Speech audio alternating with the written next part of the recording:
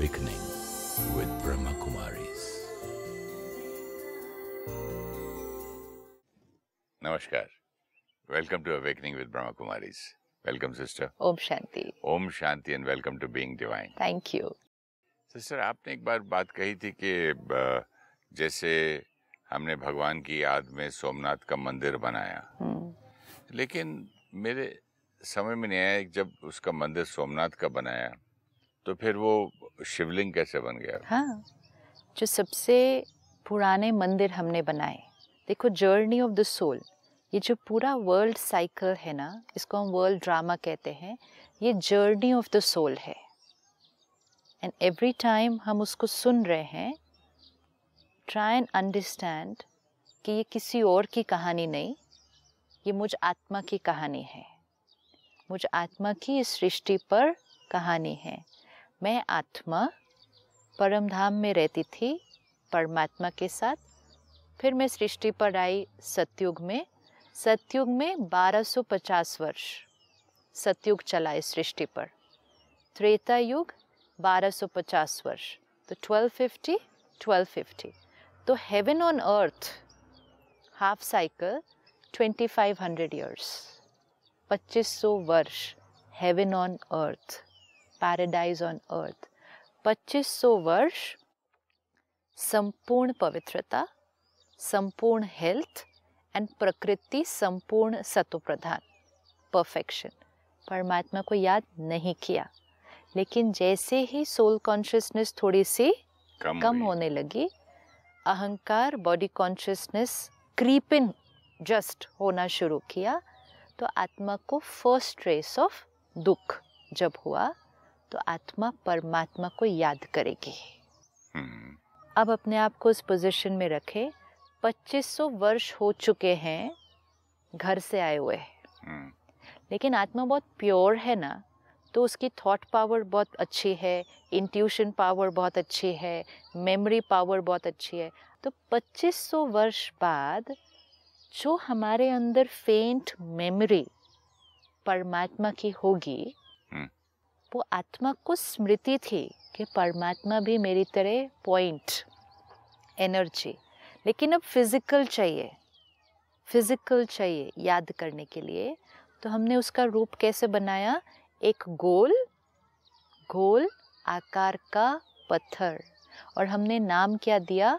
शिव ज्योतिर्लिंग। मतलब नाम शिव, रूप ज्योति लाइट, सिंबल लिंग मीन्स सिंबल। सो जो हम बना रहे हैं ये गोल आकार का पत्थर, ये symbol of point of light है। अच्छा, तो उस लाइट का एक सिंबल, फिजिकल फॉर्म का सिंबल बनाया। यस। सपोज आज हवा चल रही है, ठीक है, अब आप आर्टिस्ट हैं, आपको इसकी पेंटिंग बनानी है, तो हवा का मैं सिंबल बनाऊंगा कि एक पेड़ बनाऊंगा, पत्ते ऐसे हिलते हुए दिखाऊंगा। कुछ आर्टिस्ट क्या करते हैं, उस हवा का एक ऐसा स्ट्रोक दिखाते हैं। अब हवा कोई स्ट्रोक तो है ही नहीं, हवा स्ट्रोक तो है ही नहीं, लेकिन दिखानी है ना हवा। उसको बनाना है, उसको सिंबलाइज करना है, क्योंकि हमें दिखाना है पेंटिंग में कि हवा चल रही है। अगर हम वो स्ट्रोक नहीं बनाते तो we are not being able to convey the message that it's a windy day on that painting.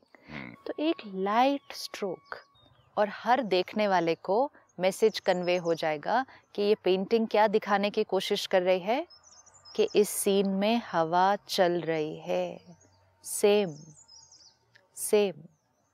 हमें ये हर एक को कन्वे करना था कि वो परमात्मा हमारा पिता वो कैसा है, पॉइंट ऑफ लाइट है। लेकिन पॉइंट ऑफ लाइट को कैसे बनाएं? तो एक छोटा सा गोल आकार का पत्थर, it's a circle Oval shape stone. नाम भी कितना अच्छा रखा, शिव ज्योतिर्लिंग। शिव का मीनिंग है शांति, शिव का मीनिंग है बिंदी। तो हम बिंदी का सिंबल बना रहे थे, जो बिंदी है लाइट है, ये उसका सिंबल है। तो शिव वर्ड का भी मीनिंग है, परमात्मा के उस नाम का मीनिंग है कि वो बिंदी है और वो शांति है। तो शिव ज्योतिर्लिंग, ऐसे आज हमारे पास इंडिया में प्राचीन 12 ज्योतिर्लिंग, जो आज भी आत्माएं वहां जाती हैं तो कहते हैं हमारा तीर्थ पूरा हुआ कि हमने 12 ज्योतिर्लिंग की यात्रा कर ली। फिर हर एक मंदिर के नाम कितने प्यारे हैं। सोमनाथ, विश्वनाथ, अमरनाथ, पशुपति नाथ, रामेश्वरम, मुक्तेश्वर। एक एक नाम में परमात्मा के रोल का मीनिंग है। कितना एक्यूरेटली बनाया हुआ है सब कुछ। सोमनाथ मतलब हमें ज्ञान का वो सोमरस देने वाला, क्योंकि ज्ञान कौन देता है हमें? परमात्मा देता है। तो वो ज्ञान रस देने वाला, वो सोमरस देने वाला सोमनाथ। विश्व का वो नाथ है, विश्व का वो मालिक है, तो विश्वनाथ। रामेश्वरम है, रामेश्वरम मतलब वो राम का भी ईश्वर है, राम का भी ईश्वर है, तो वो रामेश्वरम है। एक एक नाम का मीनिंग है। एक और नाम मुक्तेश्वर है जो हमें मुक्ति देता है। पाप कटेश्वर है जो हमारे पाप काटता है। अभी कलयुग में आकर परमात्मा को याद करने से ही पाप कटते हैं ना, तो पाप कटेश्वर है। वो पशुपति नाथ है, मतलब प्रकृति का, पशु का भी वो क्या है? वो नाथ है। हर वर्ड में मीनिंग है, देखभाल करने वाला, हर वर्ड में मीनिंग है। तो ये सब मंदिर कब बने? द्वापर युग के स्टार्टिंग में। See how it must have started. कि जैसे आज किसी घर से कोई बड़े शरीर छोड़ते हैं तो फिर हम उनका एक पोर्ट्रेट बनाते हैं ना, हम उनके पिक्चर बनाते हैं। इसी तरह द्वापर युग के स्टार्टिंग में हमने अपने पिता के वो पोर्ट्रेट बनाने शुरू किए। फिर धीरे धीरे उसके अराउंड हमने एक स्थान बनाना शुरू किया। तब हमारे फर्स्ट मंदिर बने। ये मंदिर सारी सिविलाइजेशन जो उस समय थी यहाँ, वो सारी सिविलाइजेशन ने परमात्मा को याद करना शुरू किया। तो ये फर्स्ट मंदिर है। अब धीरे धीरे समाज क्या हो रहा है? डिसइंटीग्रेट हो रहा है। आज भी कलयुग में जब कोई प्रॉब्लम आएगी तो फिर उस प्रॉब्लम का सल्यूशन देने के लिए कुछ मेथड्स यूज किए जाएंगे, राइट? कोई भी इशू होगा, आज एनवायरमेंटल इशू है तो कितने एनवायरमेंटलिस्ट है ना जो हमें उसकी अवेयरनेस दिलाने की कोशिश कर रहे हैं। बीमारियां हैं तो कितने डॉक्टर हैं, हर एक हमें मैसेज देगा। आज कैंसर बढ़ रहा है तो कितनी अवेयरनेस क्रिएट की जा रही है।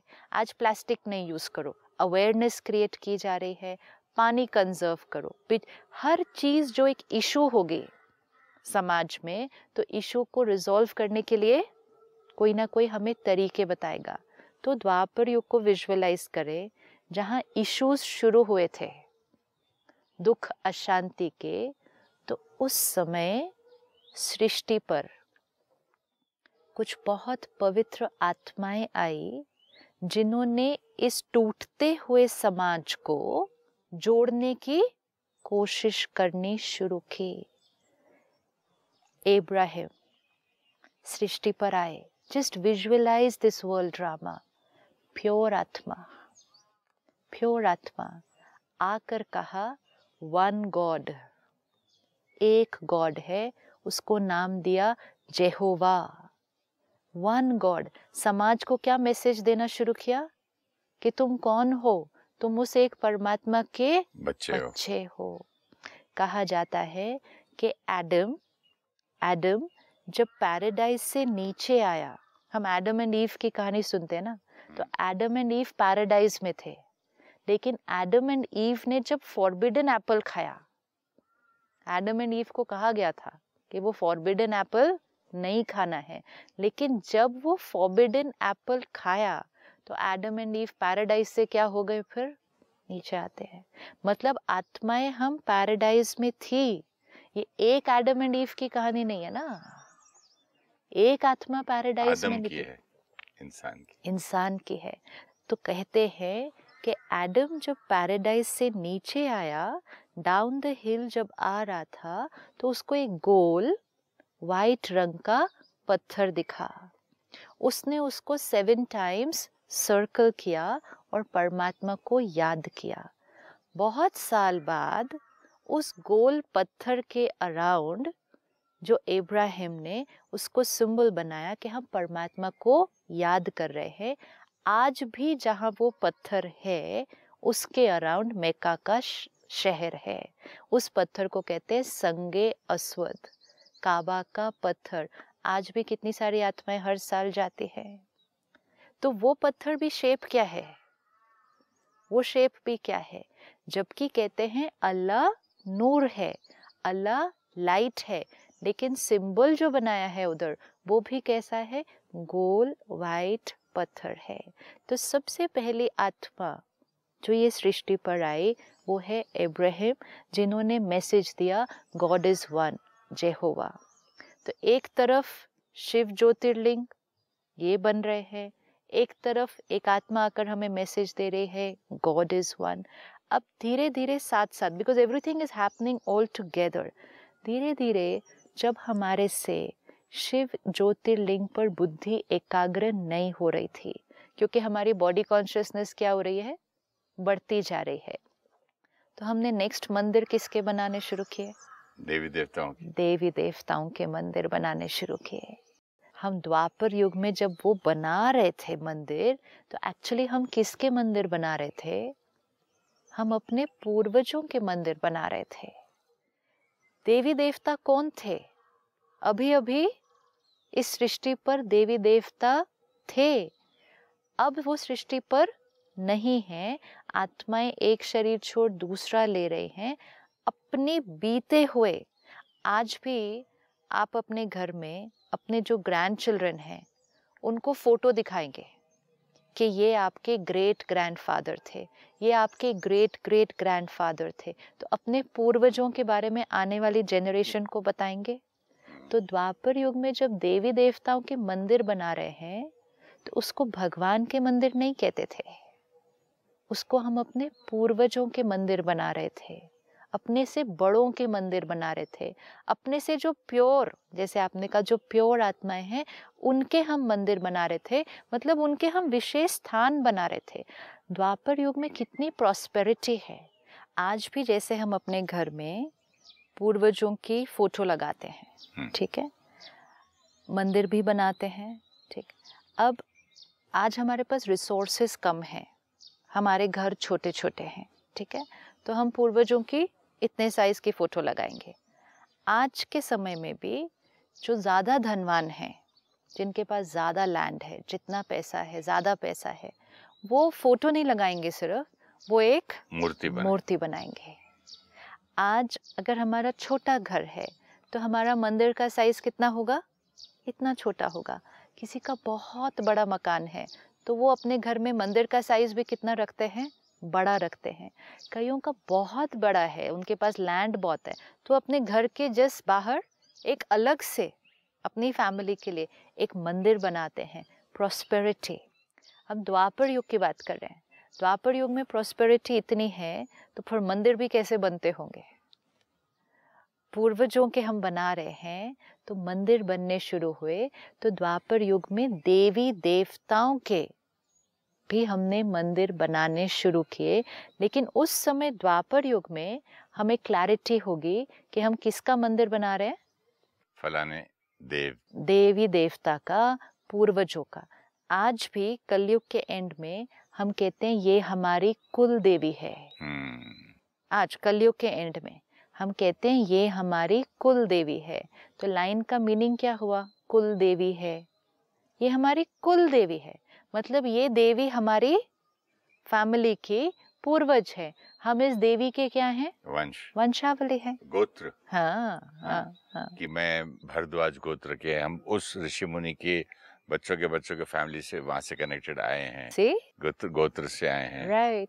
तो मतलब हम किसकी वंशावली हैं? हम देवी देवताओं की वंशावली है ना। नेचुरली आत्मा शरीर छोड़ा, दूसरा लिया, तीसरा लिया, आत्मा क्या हो रही है? एक एक एक, तो वो हमारी हिस्ट्री है, वो हमारे एंसेस्टर्स हैं, वो हमारे पूर्वज हैं। तो हम किसकी मूर्ति बना रहे थे? अपने पूर्वजों की बना रहे थे, अपने कुल के बड़ों की बना रहे थे। उस समय हम ये नहीं कह रहे थे कि हम भगवान की मूर्ति बना रहे हैं। देवी देवताओं को द्वापर युग में हम शिव ज्योतिर्लिंग बना रहे थे और देवी देवताओं की मूर्ति बना रहे थे। ये अब कलयुग में क्या हुआ, हमने देवी देवताओं को भी कौन सा टाइटल दे दिया कि ये सब भगवान, ये भगवान भगवान। क्योंकि देवी देवता थे कैसे? भगवान जैसे थे ना, भगवान जैसे, तो हमने उनको भी वो टाइटल दे दिया। तो द्वापर युग का जो समाज है, ये हर एक पवित्र आत्मा कुछ ना कुछ करने की कोशिश कर रहे हैं इस समाज को थमाने के लिए। हर एक प्योर आत्मा जो सृष्टि पर आएगी इस समय, वो ज्ञान देगी, वो जीवन जीने का तरीका सिखाएगी, और कुछ लोग उस तरीके को यूज करना, अपनाना अपने जीवन में शुरू कर देंगे। और जैसा वो सिखाएंगे वैसा वो परमात्मा को याद करना शुरू कर देंगे।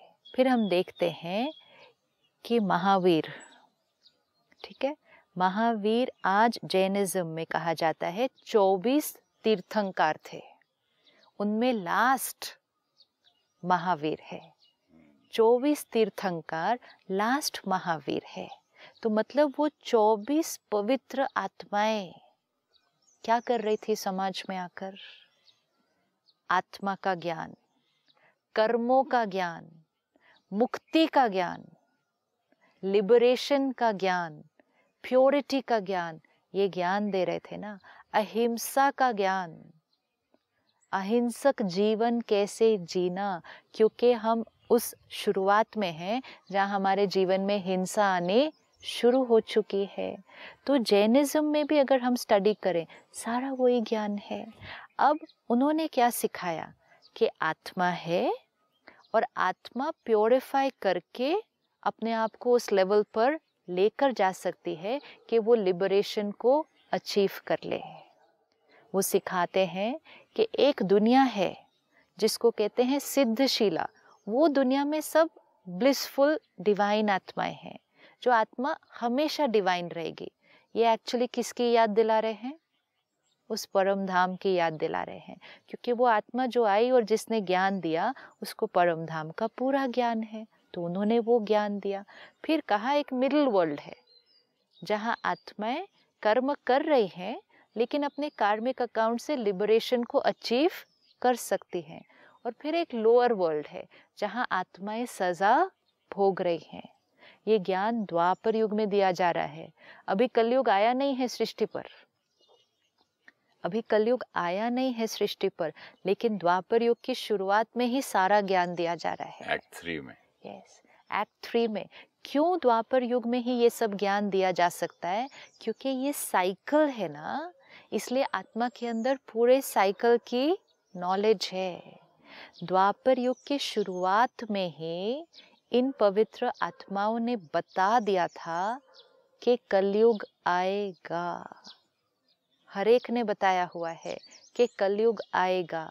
हर एक ने ये भी बताया हुआ है कि कलयुग के एंड में भगवान आएगा। और हर एक ने ये भी बताया हुआ है कि उसके बाद पैराडाइज आएगा। जैनिज्म में एम्फेसिस किस पे था? तपस्या, त्याग। त्याग करना है, क्योंकि ज्ञान क्या मिला कि अगर हम गलत कर्म करते हैं तो गलत कर्म करने से हमें सजा मिलेगी।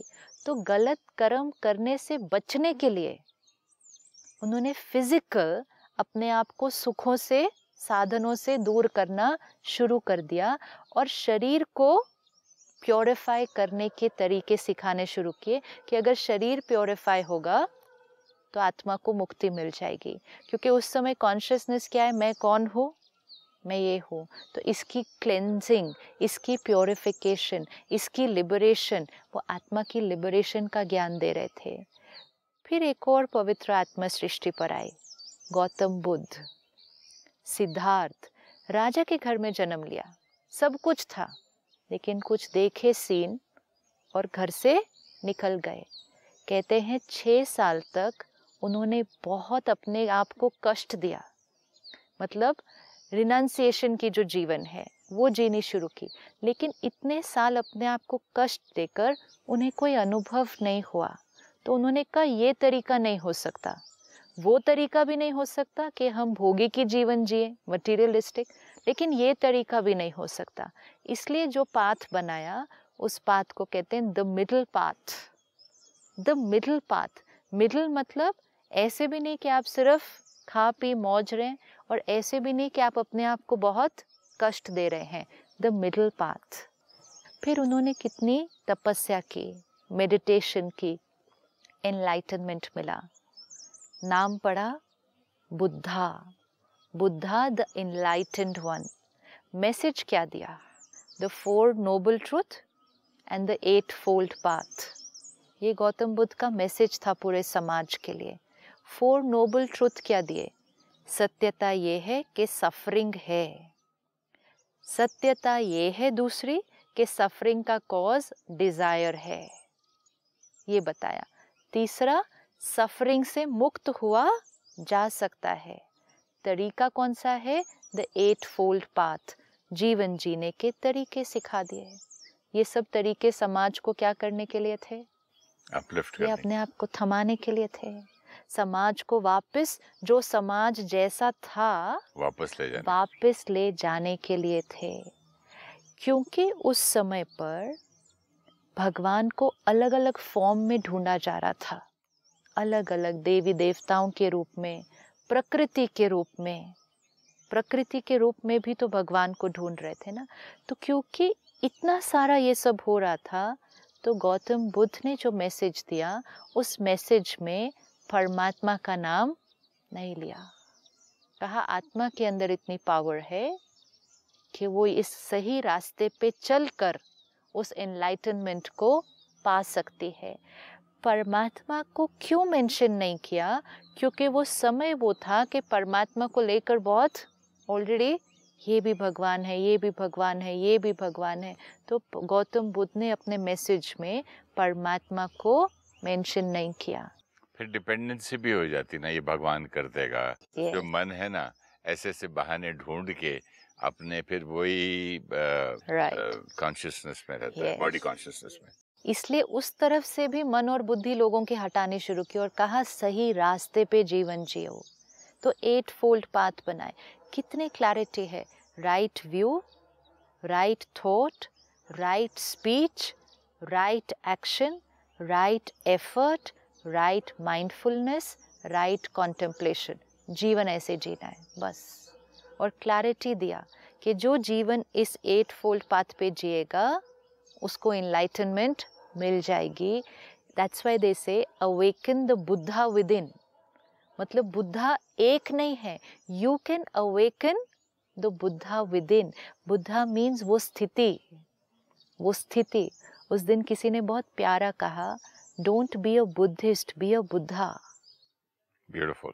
डोंट बी अ बुद्धिस्ट मतलब ये ना कहें कि हम फॉलोअर हैं, लेकिन वो जो आपको बना रहा था वैसा बने। जो बहुत सुंदर बात है, डोंट बी अ बुद्धिस्ट और I follow Buddhism. No, you be a Buddha. क्योंकि उस आत्मा का लक्ष्य ये था, वो आत्मा का मैसेज भी यही था कि बी दैट बुद्धा। वो डिविनिटी अपने अंदर की इमर्ज करो। आप देखो समाज कैसे बन रहा है। एक तरफ एक प्योर आत्मा ने कहा गॉड इज वन, जेहोवा। एक आत्मा ने आकर कहा अहिंसा परमो धर्म है। आत्मा गलत काम करती है तो उस पे पाप चढ़ता है। आत्मा अगर ये कर्म करना बंद कर देगी तो आत्मा अपनी वो मुक्ति की स्टेट को अचीव करेगी, आत्मा भगवान जैसा बन जाएगी। एक आत्मा ने कहा मेडिटेशन करो, कॉन्टेम्पलेशन करो, इस सही रास्ते पे चलो, आपको वो एनलाइटनमेंट मिल जाएगी। हर एक समाज को क्या कर रहा था? जोड़ रहा था, प्यार का संदेश दे रहा था। ये हर एक आत्मा जो सृष्टि पर आई ना, इब्राहिम, महावीर, गौतम बुद्ध, ये बहुत प्योर शक्तिशाली आत्माएं थी। इनमें इतनी शक्ति थी कि आने वाली कितनी जेनरेशंस, पूरा द्वापर युग, आज कलयुग, कलयुग के एंड पे भी इनके दिए हुए मैसेज को आज भी मानते हैं, स्टडी करते हैं, फॉलो करते हैं। कितनी पावरफुल आत्मा होगी, कितनी पावरफुल है। तो सतयुग वाली तो देवी डिवाइन देवताएं आत्माएं कितनी पावरफुल पावरफुल होंगी। फिर उसके भी 500 साल बाद जीसस क्राइस्ट, एक और सृष्टि पर पवित्र आत्मा, मैसेज क्या दिया? God is one, I am son of God, I am son of God, God is light. Message कितना क्लियर था। तो परम धाम से आत्मा आती है, प्योर आती है, डिवाइन आती है और परमात्मा का मैसेज देती है। God is one, God is light. कितनी आत्माओं ने उनका वो मैसेज स्टडी करना शुरू किया। तो द्वापर युग में ही ये सब विशेष पवित्र आत्माएं, जिनको आज हम कहते हैं धर्म स्थापक, profit, founder of the religion, लेकिन जिस समय ये आए थे, ये कोई रिलीजन बनाने नहीं आए थे, ये तो जीवन जीने का तरीका सिखाने आए थे। ये आत्मा के धर्म, जो आत्मा भूलती जा रही है, आत्मा को अपना स्वधर्म सिखाने आए थे। जो समाज बिखर रहा था, उस समाज को जोड़ने आए थे। और इसीलिए हर रिलीजन को इनिशियली कहा जाता है फिलॉसफी। वो फिलॉसफी आगे आगे आगे बढ़ते बढ़ते बढ़ते धीरे धीरे हमने क्या कह दिया, दिस इज अ रिलीजन। जब एक वो ऑर्गेनाइज्ड सिस्टम बन जाता है, तब हम उसको कहते हैं रिलीजन। लेकिन जब उस एक आत्मा ने वो मैसेज दिया था, वो आत्मा एक अलग सेक्ट, एक अलग रिलीजन नहीं बना रही थी। वो आत्मा समाज की हर आत्मा को आत्मा का धर्म याद दिला रही थी। तो ये सब द्वापर युग में होना शुरू हो जाता है। Thank you so much sister. द्वापर युग के बाद का अगले एपिसोड में बात करते हैं। Thank you. Thank you so much. Om Shanti. When we heard the stories of deities, we thought it was their story. Let us remember the world cycle is our story. Let us reflect on our journey. I, the soul, came from the soul world into Satyug. I am a divine soul in Satyug and Treta Yuga. For 2500 years, I lived in paradise. Then I came into Dwapar Yuga. Ego crept in and I started looking for God. Today I have reached the end of Kali Yuga.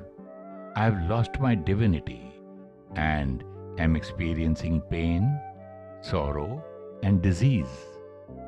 I am now connecting to my Supreme Father, ocean of purity and love. I am emerging my original divinity and am creating Satyug again. When we started looking for God in Dwapar Yuga, the first temples we made are of Shiv Jyoti Lingam. Shiv means point and peace.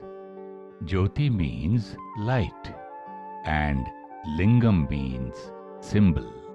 We made the symbol of incorporeal Godfather. Each temple was named after the qualities and role of God. Somnath, Vishwanath, Rameshwaram, Mukteshwar, Pashupatinath. Then we made temples of deities. Deities were the civilization of Satyug. And in Dwapar Yuga, we were clear that we were making idols and portraits of our ancestors. If you wish to discuss your problem or have a question to ask or want to know your nearest Raj Yoga Meditation Center, write to us on awakening@pmtv.in or call us on 099 99 559 660. Om Shanti.